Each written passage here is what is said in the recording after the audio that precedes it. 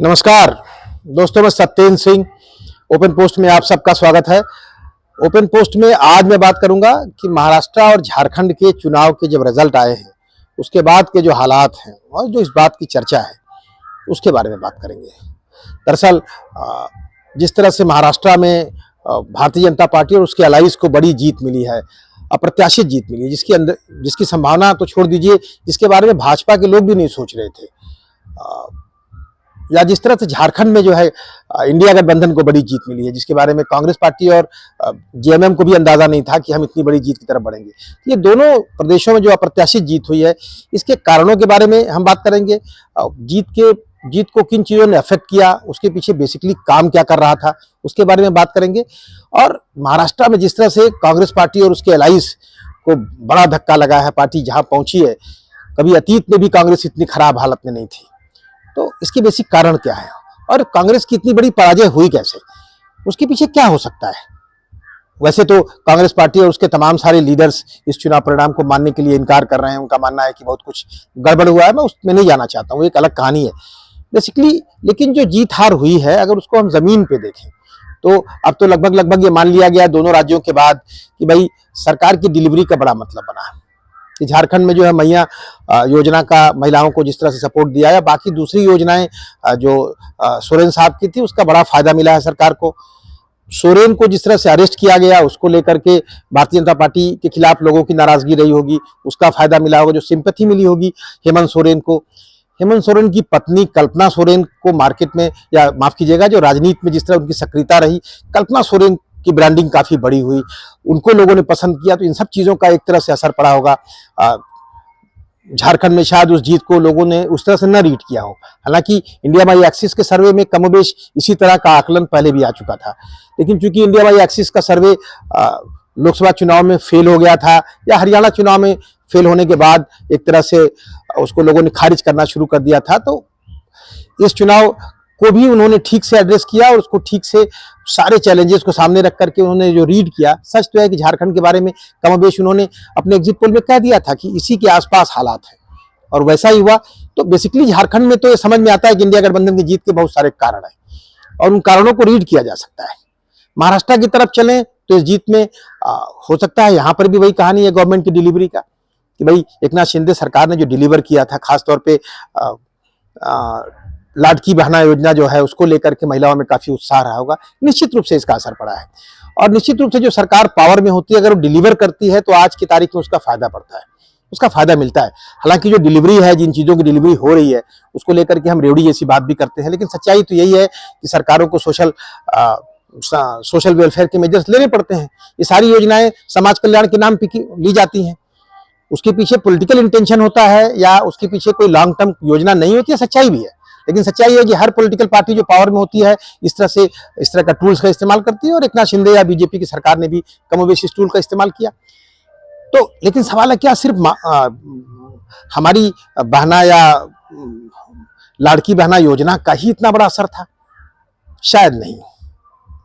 इतनी बड़ी पराजय कांग्रेस पार्टी या महाविकास आघाड़ी की हुई हो, इसका अंदाजा किसी को नहीं था। तो इसमें बहुत सारे फैक्टर्स हैं, बेसिकली उसके बारे में थोड़ा सा जानने की जरूरत है। अगर ठीक से देखा जाए तो लोकसभा चुनाव के समय दोनों ही गठबंधन, महाविकास आघाड़ी और महायुति, दोनों लगभग 40% के वोट शेयर के आसपास थे।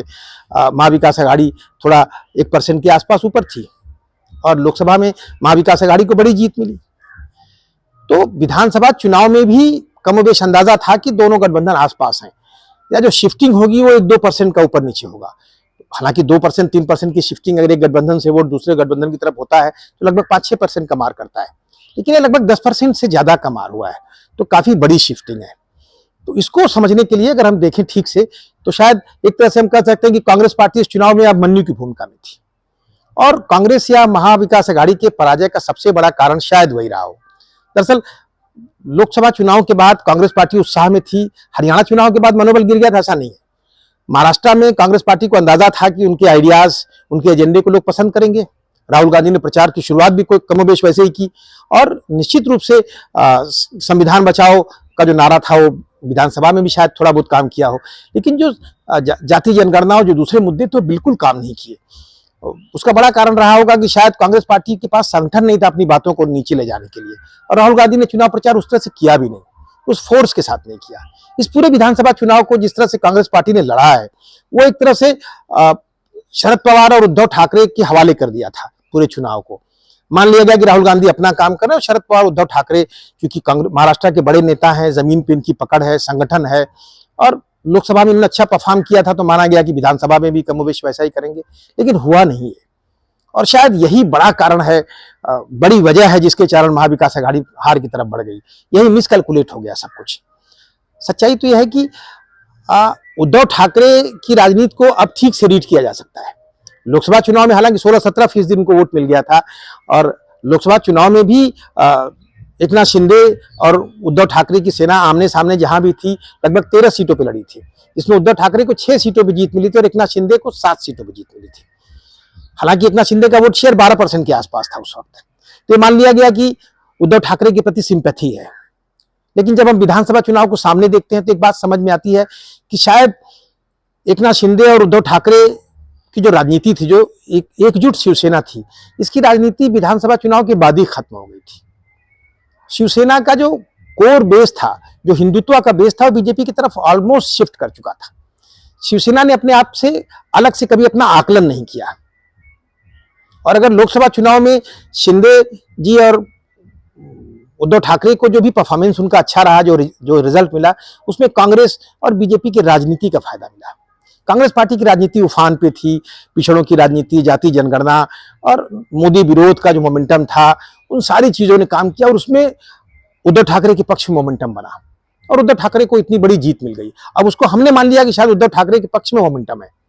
और एकनाथ शिंदे के साथ भी कमोवेश वही हुआ कि भारतीय जनता पार्टी या मोदी के चेहरे और साथ साथ एकनाथ शिंदे की जो अपनी जमीन पे थोड़ी बहुत जमीन बनी थी, उसके भरोसे वो उतनी बड़ी जीत मिली। लेकिन जब विधानसभा चुनाव हुआ तो चीजें और क्लियर हुई। एक बात साफ है कि शिवसेना का जो हिंदुत्व का वोट है वो भारतीय जनता पार्टी की तरफ शिफ्ट कर चुका था। यही कारण है कि एकनाथ शिंदे के साथ थोड़ी बहुत वो वोट शिफ्टिंग बनी रही। एकनाथ शिंदे के साथ बीजेपी को वोट ट्रांसफर भी हुआ। एकनाथ शिंदे का जो वोट, जो समर्थक बेस है वो, या उद्धव ठाकरे का जो समर्थक बेस है, उसमें हिंदुत्व कोर है। अब ये बात समझ में आती है कि हिंदुत्व का बड़ा रोल रहा होगा उसमें। यही कारण है कि जब वो भाजपा और एकनाथ शिंदे साथ में लड़े और एकनाथ शिंदे का चेहरा सामने था, तो उस वक्त शायद अच्छा कॉम्बिनेशन काम कर गया, जब उद्धव ठाकरे के पास कोई वोट शेयर बचा नहीं था। हालांकि इसमें एकनाथ शिंदे को बड़ा श्रेय जाता है। एकनाथ शिंदे ने पिछले कुछ महीनों में भी सेना के तमाम सारे बड़े नगर सेवकों, विधायकों को अपने साथ पक्ष में करने की कोशिश की, तमाम सारे कार्यकर्ताओं को जोड़ा था, उनको हेल्प किया था, लोअर लेवल पे जाकर के उनको एक्टिवेट किया था। एक तरह से उसका बड़ा फायदा मिला। और जमीन पे जो थोड़ी बहुत सिंपैथी दिख रही थी उद्धव ठाकरे के लिए, वो नहीं थी सिंपैथी इस बार। और अगर तुलना करने को देखें तो एकनाथ शिंदे और उद्धव ठाकरे की जब तुलना की गई तो पिछले 2.5 सालों में एकनाथ शिंदे सामने दिख रहे थे। उद्धव ठाकरे के 2.5 साल को लोग भूल गए थे। खास बात यह है कि हमारी मेमोरी में जो बुरे वक्त होते हैं ना, मेमोरी बहुत जल्दी उसको भूल जाती है। कोरोना काल में उद्धव ठाकरे की जो परफॉर्मेंस रही होगी, अब लोग उसको भूलने लगे थे। एकनाथ शिंदे का जो पॉजिटिव परफॉर्मेंस था 2.5 सालों में, जो बहुत सारी योजनाएं लेके आए थे, शायद उसने एकनाथ शिंदे के कद को और बड़ा कर दिया। एकनाथ शिंदे की काफी बड़ी मजबूत छवि बन गई थी। एकनाथ शिंदे का एक और एडवांटेज हुआ कि एकनाथ शिंदे मराठवाड़ा के आसपास सबसे बड़े मराठा नेता के रूप में दिखे। तो एकनाथ शिंदे के पास सेना का सपोर्ट बेस था और मराठा सपोर्ट बेस था। ये सब कुछ मिलकर के एकनाथ शिंदे की छवि काफी बड़ी हुई। इसका हमने आकलन नहीं किया था। उसका बड़ा कारण था कि हम लोग ये मान के चल रहे थे कि मराठा राजनीति में शरद पवार अभी भी बहुत ताकतवर है। लेकिन सच्चाई तो यह है कि शरद पवार की रीच पश्चिम महाराष्ट्र के बाहर नहीं थी। इस चुनाव से साफ हो गया कि शरद पवार अपनी आखिरी इनिंग या अपनी आखिरी चुनाव की सक्रियता में दिख रहे थे। तो अब उनसे लोगों को बहुत विश्वास भी नहीं था भविष्य को लेकर के, और उनकी सिंपैथी लोग एक्सप्रेस कर चुके थे, या उनकी पार्टी को तोड़ने की नाराजगी भी लोकसभा में एक्सप्रेस हो चुकी थी। इस बार शरद पवार के पक्ष में बहुत कुछ नहीं था। हम मिस कैलकुलेट कर रहे थे। तो जिस तरह से शरद पवार और उद्धव ठाकरे के पास कुछ नहीं था और पूरी कांग्रेस पार्टी का पूरा कैंपेन शरद पवार और उद्धव ठाकरे के आसपास हो गया या उनके हवाले हो गया था, यही कांग्रेस पार्टी हार गई। कांग्रेस पार्टी की हालत उस अभिमन्यु की तरह हो गया जिसको भरोसा दिलाया गया था कि हम 7वां दरवाजा हम तोड़ देंगे। सच तो यह है कि दोनों के दोनों जो बड़े महारथी थे या जो बड़ी पार्टियां थी, ये घुस नहीं पाई अंदर, ये बहुत कमजोर थी और अभिमन्यु मारा गया। कांग्रेस पार्टी फंस गई इस चुनाव प्रचार में। पूरे के पूरे प्रचार को इन्होंने जिस तरह से उसका फोकस नहीं बढ़ाया, जिसपे काम नहीं किया, वो उद्धव ठाकरे शरद पवार के हवाले करके पूरी तौर पे कांग्रेस पार्टी का बंटाधार हो गया। आज कांग्रेस पार्टी जहां खड़ी है वहां शायद अगर अकेले लड़ती और हो सकता है सारे गठबंधन के सहयोगी एक साथ होते तो भी शायद कांग्रेस पार्टी इससे अच्छा परफॉर्म करती। तब कांग्रेस पार्टी ज्यादा एक्टिव होती, उसके पक्ष में मतदाता उसको खुद का एसेस करने को मिलता। कांग्रेस पार्टी ने अपने कई महत्व की सीटें छोड़ दी। तो इस चुनाव में सबसे खास बात यह थी कि पूरा महाविकास आघाड़ी का जो पूरा पॉलिटिकल एजेंडा था वो फेल हो गया। निश्चित रूप से पॉलिटिकल डिलीवरी जो एकनाथ शिंदे ने की उसका फायदा उनको मिला होगा। एक और हिंदुत्व की जमीन पे जो भारतीय जनता पार्टी के लोग लगातार लोकसभा के बाद से जो जमीन पे सामाजिक गठजोड़ पैदा कर रहे थे उसने काम किया। बंटोगे तो कटोगे या एक है सेफ है, इस तरह के तमाम नारे आए, फिर वो नारे बंद हो गए तो हमने माना कि वो नारे काम नहीं कर रहे। निश्चित रूप से जमीन पे वो काम कर रहे थे। मैं नहीं कहता हूं कि भारतीय जनता पार्टी ने पूरे महाराष्ट्र को उसी के आगोश में ले लिया, लेकिन समाज के बड़े तबके को उसके भरोसे बांधने में सफल रही। दूसरा है कि शरद पवार और उद्धव ठाकरे और कांग्रेस के साथ पूरा कॉम्बिनेशन फेल हो गया। पॉलिटिकली पवार और उद्धव ठाकरे के पास कुछ नहीं था। कांग्रेस पार्टी सीटों का एडजस्टमेंट ठीक से नहीं कर पाई, सीट को उनको लड़ाने के लिए अच्छे उम्मीदवार नहीं थे। मुंबई शहर में कांग्रेस पार्टी के पास तमाम सीटों पे अच्छे लोग नहीं थे। कांग्रेस पार्टी यूं ही लड़ रही थी, जैसे लगा वो टोकन, जो सीटें पाई थी टोकन लड़ रही थी। उद्धव ठाकरे शरद पवार के पास तो कैंडिडेट भी थे, खासतौर पर उद्धव ठाकरे के साथ, लेकिन नीचे जमीन पे लोग नहीं थे उनके पास। और उद्धव ठाकरे की जो भी उपस्थिति उसमें कांग्रेस का बड़ा रोल है। कांग्रेस के मतदाताओं का वोट शेयर उद्धव ठाकरे पर शिफ्ट किया उन्होंने, लेकिन इस विधानसभा चुनाव में उद्धव ठाकरे का वोटर कांग्रेस के लिए शिफ्ट नहीं किया था। जहां एकनाथ शिंदे की पार्टी सामने थी वहां एकनाथ शिंदे के साथ उन्होंने शिफ्ट किया, जहां भाजपा सामने थी वहां हिंदुत्व के नाम पे शिफ्ट किया। तो यहां कांग्रेस पार्टी का बड़ा नुकसान हुआ। मुंबई में भी मैं देखता हूं कमोबेश, जो मुझे समझ में आया कि मुंबई में तो मैं साफ तौर पे कई सीटों को रीड कर सकता हूं, वही पूरे महाराष्ट्र भर में हुआ। यही हालात शरद पवार के साथ हुआ।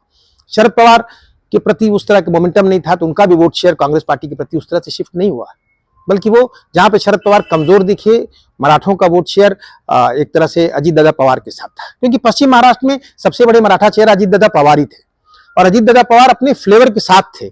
अजीत दादा पवार ने जिस तरह से भारतीय जनता पार्टी को पे हमला किया या उसके खिलाफ एग्रेसिव रहे, मुझे लगा शायद ये भारतीय जनता पार्टी और अजीत दादा पवार की अपनी एक मिलीजुली स्ट्रेटजी थी, बहुत कमाल की स्ट्रेटजी थी। अजीत दादा पवार मराठा नेता के रूप में, बहादुर नेता के रूप में लड़ते हुए दिखे, और 41% सीटों को पाना, लगभग 70% की स्ट्राइक रेट के साथ अजीत दादा की वापसी जो है बहुत बड़ी बात है। यह साफ हो गया कि अजीत दादा पवार को महाराष्ट्र में, खासतौर पश्चिम महाराष्ट्र में मराठा समाज में एक बड़े नेता के रूप में लोगों ने एक्सेप्ट किया होगा। तो कुल देकर के अजीत दादा पवार, एकनाथ शिंदे और भारतीय जनता पार्टी का पूरा कॉम्बिनेशन पूरी राजनीति के साथ इसी नाते शायद ज्यादा कारगर नजर आया। पॉलिटिकल डिलीवरी के साथ साथ इस कॉम्बिनेशन ने बड़ा फायदा उठाया, और कांग्रेस पार्टी एक पूरी तौर पे हारी हुई बाजी लड़ी और उसके लिए प्रयास करती भी नहीं दिखी, और जहां पहुंच गई वो यही कारण है कि अप्रत्याशित था। तो मैं इस हार को कमोबेश इसी तरह देखता हूं। मेरा मानना है कि इस हार में, अगर हार अपने मूल कारणों से हुआ है, मैं टेक्निकल उस चीजों में नहीं जाना चाहता हूं, कुछ घालमेल हुआ है, जो भी हुआ है वो अलग का विषय है, वो कांग्रेस पार्टी या पॉलिटिकल पार्टियां कहती होंगी। मेरा अपना मानना है कि महाविकास आघाड़ी लोकसभा के बाद जिस तरह शिथिल पड़ गई, उसके राजनीतिक मोमेंटम में कमजोरी आई, बिल्कुल एक्टिव नहीं दिखी वो, और विधानसभा चुनाव में तो उस तरह का वैचारिकी दिखा नहीं।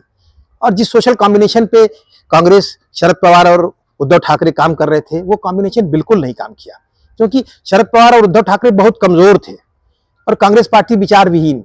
कांग्रेस पार्टी विचार विहीन कहीं नहीं है, पार्टी का लगातार पराभव हो रहा था।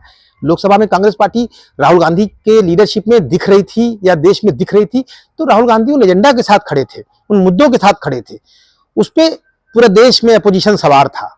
महाराष्ट्र में भी शरद पवार और उद्धव ठाकरे वो राहुल गांधी के उस एजेंडे पे सवार थे, तब इतना बड़ा मोमेंटम बना था। इस बार क्या हुआ, मोमेंटम था नहीं, और उद्धव ठाकरे और शरद पवार जमीन पे खड़े होकर महायोद्धा नहीं नजर आए।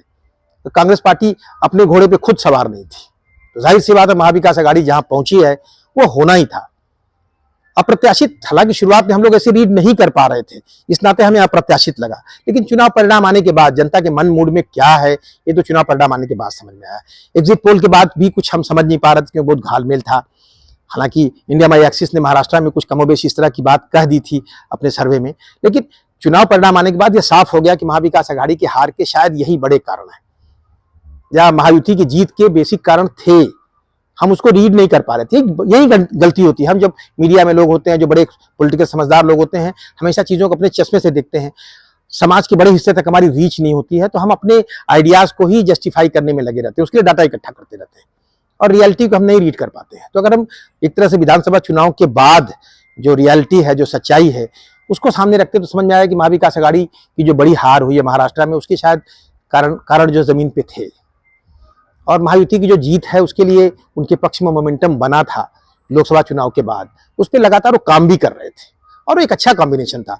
अक्रॉस द महाराष्ट्र हिंदुत्व की जमीन, साथ में दो बड़े मराठा चेहरा और साथ में सामाजिक गठजोड़ करते हुए भारतीय जनता पार्टी और उनका फडणवीस साहब का अपना चेहरा, तो एक अच्छा कॉम्बिनेशन था। उस कॉम्बिनेशन की बड़ी जीत निश्चित रूप से अप्रत्याशित है, क्योंकि हम ऐसा नहीं सोच रहे थे, लेकिन उस जीत की जमीन अब समझ में आती है। यहां से कांग्रेस पार्टी को सीख लेना पड़ेगा कि भारतीय जनता पार्टी का जो काउंटर उन्होंने लोकसभा में किया था, जिस तरह से राहुल गांधी की छवि उभरी थी, उस छवि में कोई कमी नहीं है। झारखंड में आपको दिखता है, गुजरात में कांग्रेस पार्टी ने चुनाव निकाल लिया या कई उपचुनाव जीत गई कांग्रेस पार्टी। कांग्रेस पार्टी का मोमेंटम है, लेकिन कांग्रेस पार्टी को उस मोमेंटम के साथ चुनाव लड़ना पड़ेगा।